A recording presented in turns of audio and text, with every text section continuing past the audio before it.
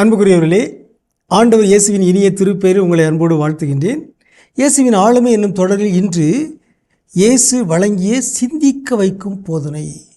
இயேசு நல்ல ஒரு ஆசிரியராக இருந்தார். அவர் பிறரை சிந்திக்க வைத்தார். அவருடைய போதனைகள், அவருடைய கற்பித்தல் பிறரை சிந்திக்க வைத்தன. மற்ற போதகர்கள் அறிவுரைகளை வழங்கினார்கள். ஆனால் இயேசுடைய போதனை அவர்களை சிந்திக்க வைத்தது. நல்ல ஆளுமைகள் பிறரை சிந்திக்க வைக்கிறார்கள். நல்ல ஆசிரியர்கள் மாணவர்களை சிந்திக்க வைக்கிறார்கள். அறிவாற்றல் தொடர்பான பல திறன்கள் இருக்கின்றன. அவற்றில் ஒன்று கிரிட்டிக்கல் திங்கிங், ஆய்வு செய்கின்ற, கேள்விக்கு உட்படுத்துகின்ற, பகுத்தாய்வு செய்கின்ற ஒரு பண்பு, ஒரு திறன்.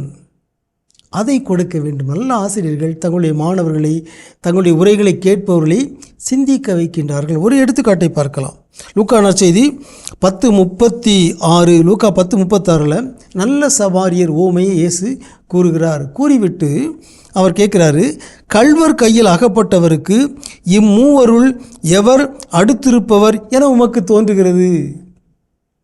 சிந்திக்க வைக்கின்ற ஒரு கேள்வி இயேசு கேட்கிறார். அவர் சிந்தித்து விட்டு பதில் சொல்கிறார், அவருக்கு இரக்கம் காட்டியவரே. இயேசு சொல்கிறார், நீரும் போய் அப்படியே செய்யும். ஆகவே இயேசுடைய போதனை பிறரை சிந்திக்க வைப்பதாகவும் பிறரை செயல்பாட்டுக்கு அனுப்புவதாகவும் இருந்தது. அதுவே நல்ல ஒரு ஆசிரியர் பணி, அதுவே நல்ல ஒரு தலைமை பண்பு, அதுவே நல்ல ஒரு ஆளுமை. நல்ல ஆளுமைகள் பிறரை சிந்திக்க வைக்கிறார்கள், பிறரை செயல்பாட்டுக்கு அழைத்து செல்கிறார்கள். இயேசுவிடம் அந்த ஆளுமை இருந்தது. இயேசுவிடமிருந்து அதை நாம் கற்றுக்கொள்வோமாக. நாம் பிறரோடு உரையாடும் போது, பிறரோடு நட்புறவு கொள்கின்ற பொழுது, பிறருக்கு கற்றுக் கொடுக்கின்ற பொழுது, பிறரோடு நாம் பகிர்வு செய்கின்ற பொழுது அவர்கள் சிந்திக்க வேண்டும்.